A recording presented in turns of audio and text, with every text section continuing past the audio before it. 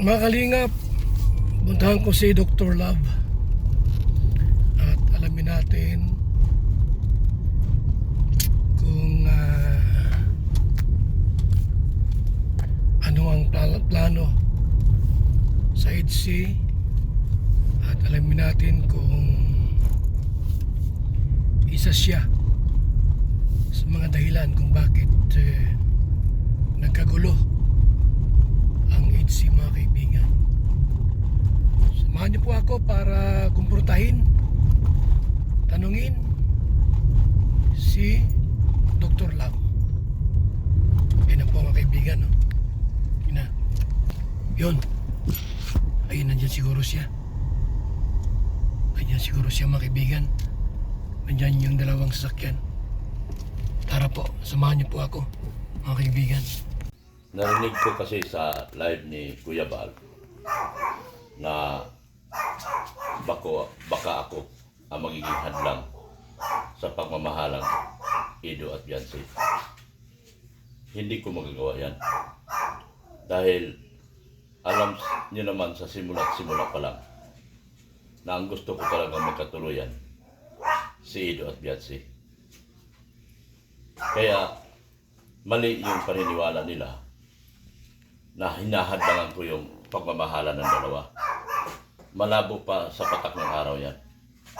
Dahil noon pa man, ipinaglalaban ko na ang kanilang pagmamahalan, kung ang kanilang tandem at relasyon. Gusto ko talagang magkatuluyan si Ido at Beyonce. Dahil nakikita ko kapag si Beyonce ang maging asawa ni Ido, mabubuhay si Beyonce sa channel ni Ido. At magiging prinsesa si Beyonce sa darating pang panahon. Doon naman tungkol naman sa Rosel, kung nagagawa man ni Daddy Donut na paghiwalayin yung dalawa, sa akin malabo yan. Sila lang yun. Si Daddy Donut lang nakakagawa nun para sa Rosel. Pero sa EDC hindi. Hindi ko hahadlangan ang pagmamahalan nila. Dahil tunay akong maka-EDC simula pa man. Pero kung tatanungin mo yung si Kapudi, kung sisirain ba niya talagang EDC, pwede yun. Dahil simula na lumabas ang issue na ito, alam ko na nakapanig talaga siya sa grupo ng mga one-sided. Kaya si Kapudi lang talaga ang nakikita ko na pwedeng sumira dito sa pagmamahala ng dalawa. Dahil yung mga tao nakapalibot sa kanya ay karamihan dyan one-sided at hindi sumusuporta sa EDC. Pero sinisigaw nila EDC, pero ang katotohanan talagang one-sided sila. Ginagamit lang nila ang EDC para pagtakpan yung kanilang ginagawa na yung kanilang mga planong, madilim na plano sa dulo. Yun lang po nakikita ko. Dito naman kay JP, bakit mo naman 4 na bisis ka nagpapaalam kay Kuya Bal na dadalhin mo si Ido sa Baguio? Hindi alam ba ni Beyonce ang lahat ng yan? Nadadalhin mo si Ido sa Baguio? Pwede kayo magtuloy sa Baguio. Pero kayo na lang. Dahil pinaghihiwalay niyo kusa ang EDC. Yan ang hirap sa IGP. Panay ang paalam mo kay Kuya Bal, gayong hindi naman alam lahat ni Ido. Dahil kausap ko si Busido, ang sabi ni Busido, hindi ako basta-basta sasama kung kani-kanino man, kung walang pahintulot ni Beyonce. Dahil ayaw kong magkaproblema kay Beyonce. Doon nga lang sa lakad natin sa Manila, sabi ni Ido noon, nagkaproblema ako at hindi pumayag si Beyonce. Ngayon pa kaya? Kaya yung mga ginagawa ni JP, bahala kayo kung ituloy niyo yan. Pero sinisiguro ko sa inyo, hindi kayo sasamahan ni Busido dyan. Masisira lang kayo dyan. Bahala kayo. Ituloy nyo. Pumunta kayo sa mga bangin ng Baguio at magnilay kayo doon. Kung tama ba ang mga ginagawa nyo. Pinaghihiwalay niyo ang EDC. Hindi tama yan. Ako dito, sa totoo lang, wala akong ibang hangarin at ginagawa, kundi pagsamahin at ayusin ang sigalot ng EDC. Dangan niya lamang sinisira niya. Kayo mga reaktor kayo, kagaya ni Sangkay, wala ka na ibang ginawa kundi sirain mo ang EDC para sa iyong pansariling interest. Tigilan mo na yan. Wala kang mararating dyan. Ginagamit mo mga one-sided para ka magka-views. Ha? Hindi na po tama yan.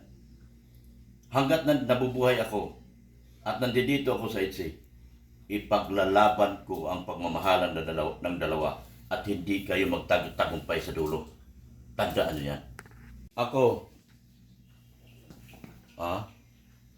lahat ng rules dito sa Kalingap, sinusunod ko.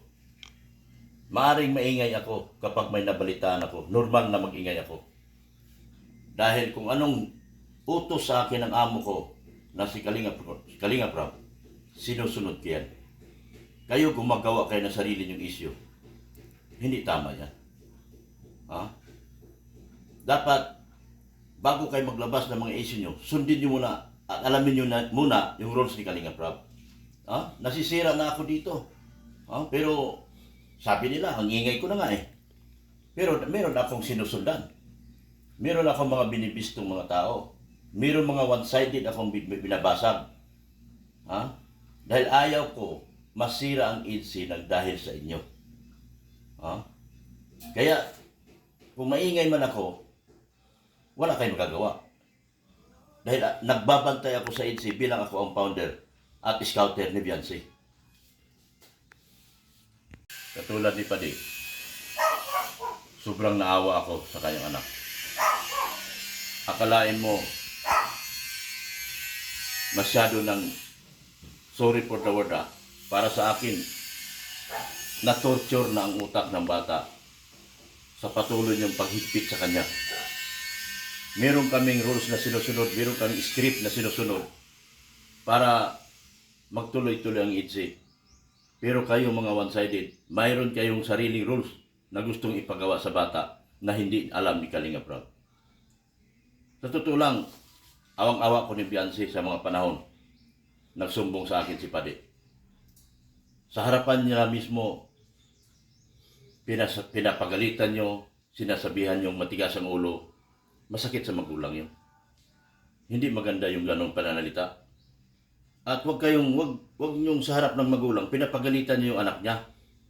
Dahil walang sino mang magulang na papayag na sigaw-sigawan mo yung anak niya sa harap nila. Kung sa akin mangyari yan, baka makasuntok ako ng tao. Kaya tama lang siguro na itigil nyo na ang pagtulong kay Beyonce at palayain nyo na yung bata. Dahil marami pang gustong tumulong dyan at magpaaral. Sa katunayan, ang daming umalis noong mga panahon na ginagawa niyan kay Beyonce. Halos itong isang taon na ito nakalipas na ginigipit niyo si Beyonce. Pati pag-ihi ng bata, pinakikialaman niyo. Ang daming sponsors na umalis ngayon. Noon, mga panahon na yon. Pero ngayon, naglinaw na sa kanila lahat. At kayo ay pinaalis na ng ibang sponsor dahil willing silang magpatuloy sa pagpapaaral kay Beyonce. Sana naman, maging lesson sa inyo to. Hindi porkit tumulong tayo, pwede na nating hawakan yung bata sa liig. Huwag nating ipilit yung gusto natin na hindi naman kaya ng bata. Salamat at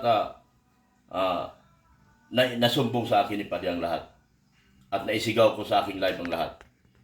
Dito tayo nagkaroon ng kaliwanagan na mayroon talaga namimilit at sumisira sa sariling script na sinusundan namin dito sa lab team na ito para sa inyo.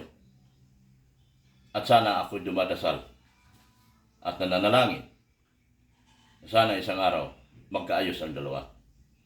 Wala akong ibang hangat sa kanila at wala akong nakikita ng lalaki na bagay kay Beyonce kundi si Ido lang. It's naman. Alam mo,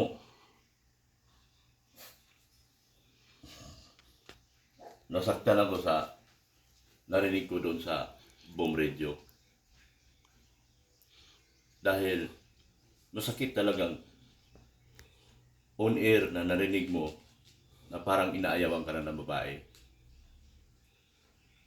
Masakit sa akin yun. Bilang isang lalaki din. Dahil dinanas ko rin yan nung araw eh.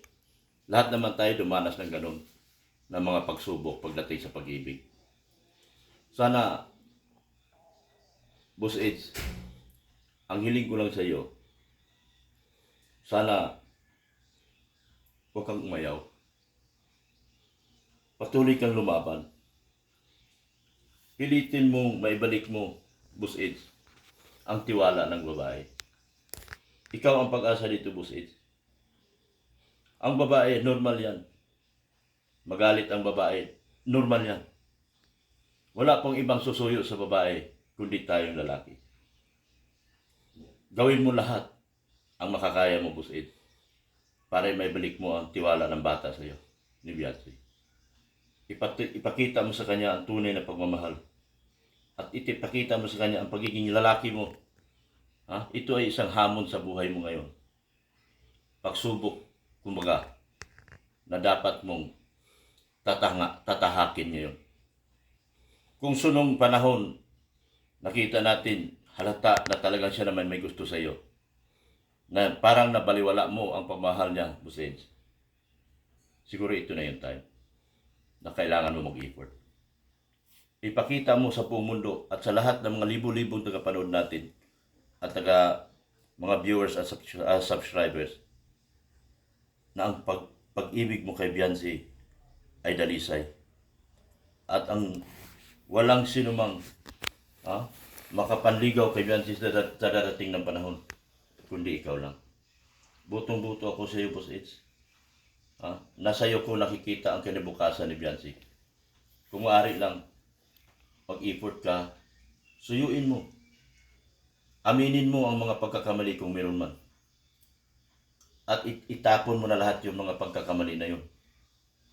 Para mapanambalik natin ang sigla ni Beyonce.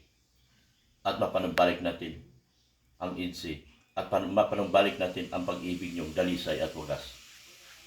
Sana narinig mo ako, Boss Eds. Awang-awa ako sa iyo talaga. Sa laban na ito, Boss Eds, bilang isang lalaki, nakatindig ako sa iyo. Gusto ko at pangarap ko na magkabalikan kayo ni Beyonce. At magawa mo ang mga sinabi ko sa iyo. Ganun lang po, Boss Eds. Mag-effort ka, lumaban ka, huwag kang umatras. Hindi kaduwagan ang paglusog. Hindi kaduwagan ang umabagti. Kaduwagan lang ang umatras. Ang isang lalaki na umaatras sa laban, hindi tunay na lalaki yan. Ipakita mo na tunay at dalisay ang iyong hangarin kay Beyonce. Sa laban na ito, Boss Eds, nakatindig ako sa iyo.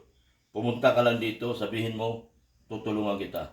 Kung kinakailangan umiyak ako sa harapan ni Beyonce para lang patawarin ka, gagawin ko, Boss Eds, para lamang mapaibig mo muli ang bata. Mga kalingap, mula dito sa Lingap Headquarters, Kuya Wala Santos Matubang, simpleng tao, ordinaryong vlogger na handang tumulong sa abot ng makakaya. VSM Kalingap Radio, VSM Kalingap Radio, Kalingap Radio, Balitaan. Kalingap Radio, Balitaan.